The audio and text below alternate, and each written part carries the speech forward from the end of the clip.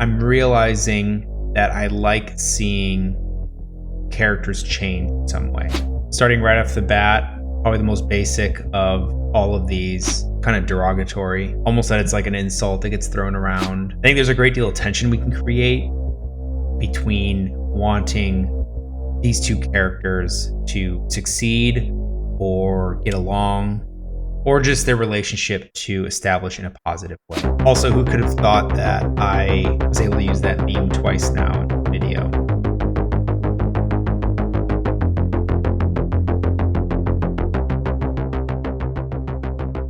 Does anybody else think that tropes are kind of derogatory? Almost that it's like an insult that gets thrown around in writing circles or writing groups. If you think that, let me just first preface this by hopefully persuading you to think otherwise. If we look at fiction as a whole, and if you've ever gone down the rabbit hole that is tvtropes.com, you'll realize that tropes are unavoidable, and I'd argue essential to fiction and writing in general. I've seen a lot of videos kind of doing the tier list of tropes that they hate or even tropes that they like, and decided it might be fun just to kind of go over some tropes that I love or tropes that I think are my personal favorite. Also, I kind of want to look and explore why I might like these tropes, as well as maybe look at this in the future to see if my opinions have changed at all. If you're new here, my name is Cameron. I'm a writer and editor and the creator of Wrestling with Words,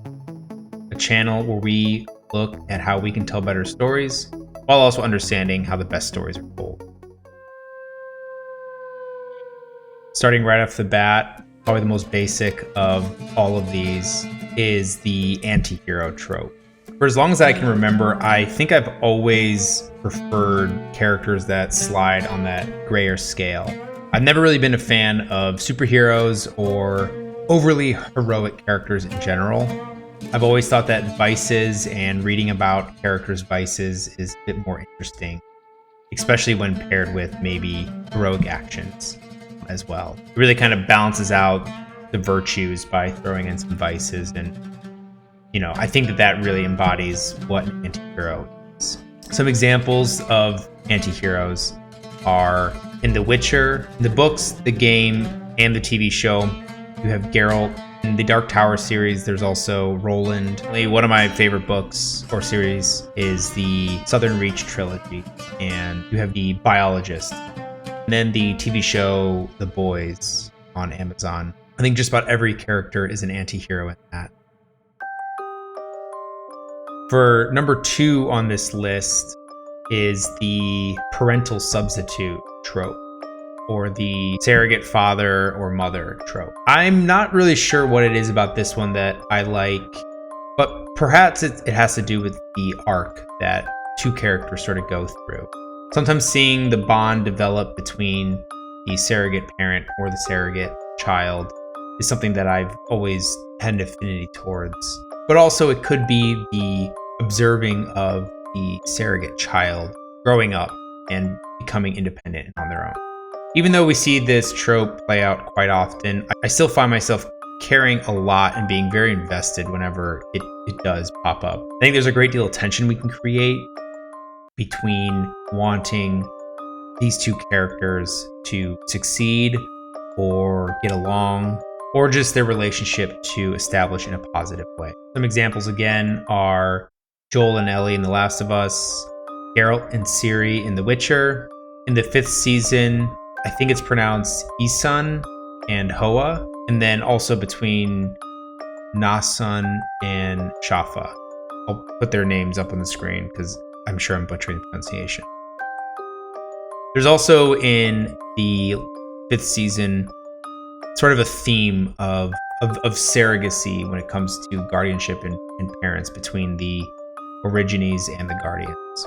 Jane Austen's Emma, you have Miss Taylor, and then also in The Ranger's Apprentice, which is a book that I read a lot when I was younger, that I saw when I was scrolling on tvtropes.com. It popped up. But if you remember that book, and I remember binging it when I was a kid, there's Halt, who is sort of a surrogate father for Will and Boris.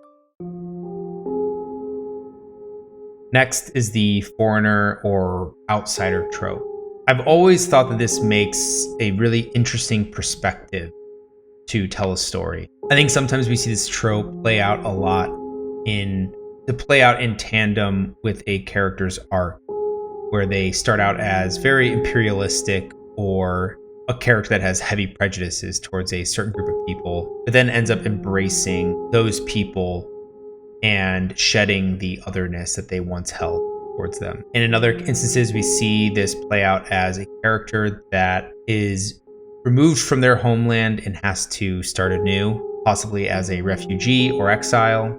But similarly, if our POV character is considered this outsider or foreigner to a place, I think it makes them much more relatable for the reader or viewer's perspective, so that the both of you can discover this world together. I particularly like writing this point of view and experiencing stories from outsiders' perspectives. Navigating social and cultural scenarios and learning about this new world alongside our point of view character is something I've always found very immersive. Some examples of this are A Memory Called Empire, Dune, when House Atreides arrives on Arrakis. We have Song of Ice and Fire, which I know George R. R. Martin has kind of talked about as being similarly tied to a Fall from Grace kind of narrative through Daenerys Targaryen. And for a video game, there's Morrowind.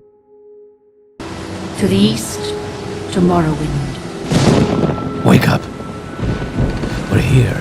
Which is a pretty common trope in many RPG type games. The next one, the trope that involves the deconstruction of faith, or a crisis of belief, or the inverse, which is finding faith sometimes. The biggest thing that is appealing to this for me is just seeing a character change in some way. In some cases, change and then revert back or double down on their beliefs or faiths in a flawed sort of way. In particular, I love writing this trope or exploring this as a theme. Having characters who hold strong beliefs or stances and then trying to crack or break them down and deconstruct why they are the way they are or why they think a certain thing that they think offers for some really great scenes and interactions. For some examples, we have Silence, the movie, the Hyperion Cantos, which is a particular favorite of mine. This happens to a few characters, with religion playing a very strong role throughout the series.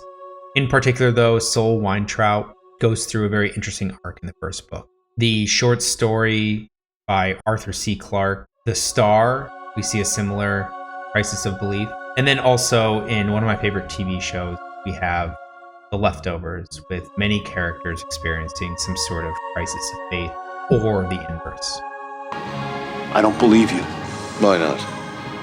Because it's stupid. The trial. It's beneath you. It's not elegant enough. Too easy. You pushed a little girl into a well. You don't want to sink.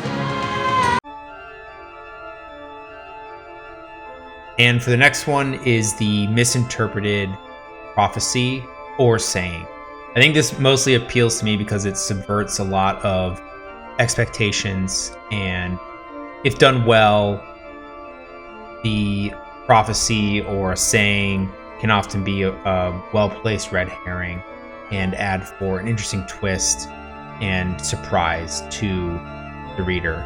But again, the big thing here, similar to the inverse of this trope being a prophecy trope, is that the setup needs to really be nailed. Otherwise, it can come off as predictable or just come across as poorly executed. Some examples are George R. R. Martin. He uses this trope in a lot of his books. I believe Dune has this as well, but doesn't really happen until the second or third book. Star Wars, this happens a few times. You were the chosen one! Macbeth, this happens in, with Macbeth being killed by Macduff, a man born from a C-section.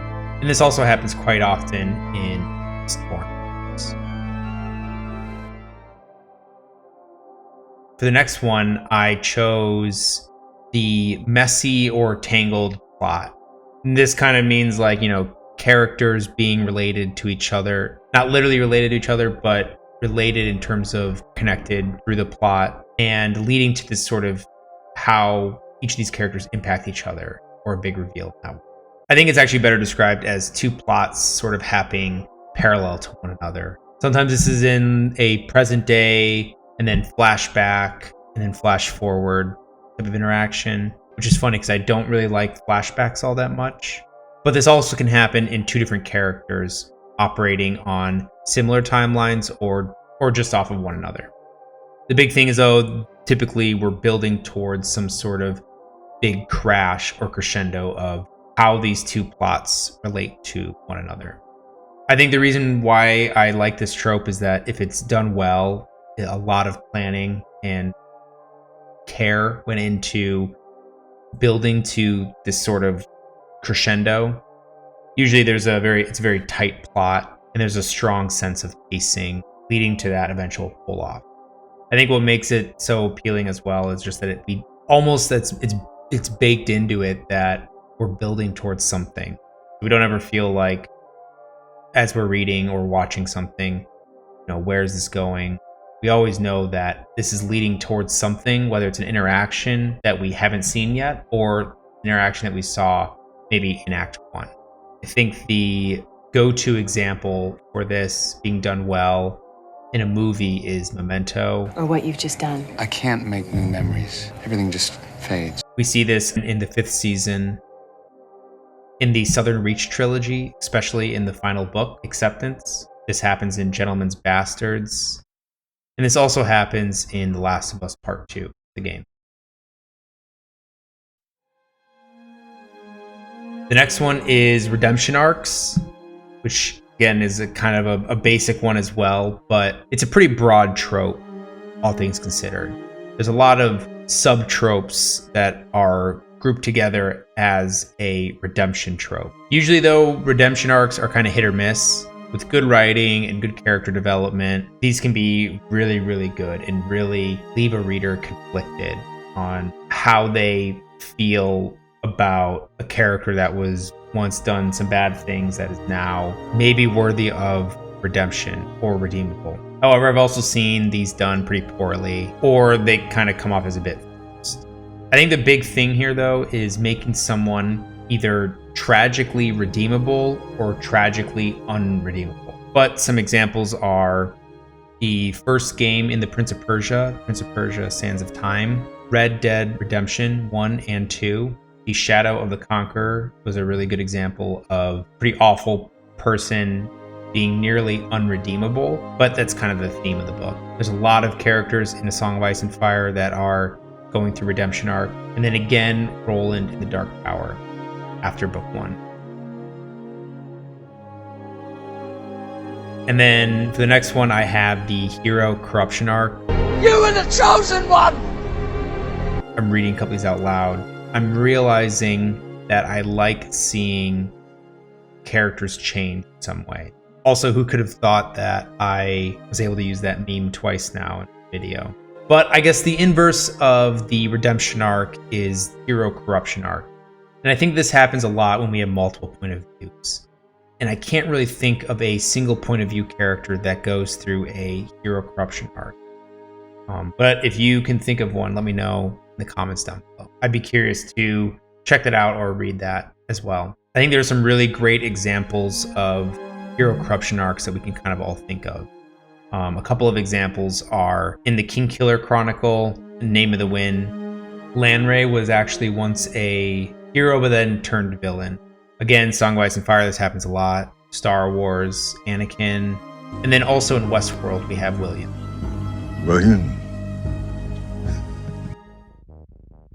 The next one that I have is the ambiguous ending trope. This is something that I am truly a bit of a sucker for. What I mean by ambiguous ending, I don't mean the cliffhanger ending. I think ambiguous endings really require a great deal of build that most often leave the reader, viewer, or player kind of hanging there with their emotions, not really sure how to feel or what to feel towards the ending. Particularly, I like writing ambiguous endings as well. Most of my short stories are all different levels of ambiguity with their endings. But I think also in kind of building the ambiguous ending trope, there's also a great deal that goes into making the narrative and the moments in between the beginning and ending also ambiguous. When ambiguous endings really stick the landing are when a arc or a plot is completed, and then the characters have to go on with the next part of their life. In the game Disco Elysium, the ending there is really just the conclusion of the plot of the game, and we actually see our characters leaving the area that we were within to go on to the next part of their life. But some other really great examples of this are The Leftovers, the Southern Reach trilogy. 1984 is pretty ambiguous with its ending as well. And nearly all of the Soul games are incredibly ambiguous.